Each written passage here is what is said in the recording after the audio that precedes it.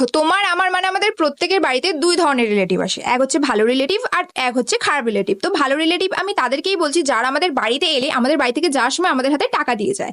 আর যারা আর কি আমাদের বাড়িতে এলে যাওয়ার সময় আমাকে এক পয়সাও দিয়ে যায় না, তাদেরকে আমি বলছি খারাপ রিলেটিভ।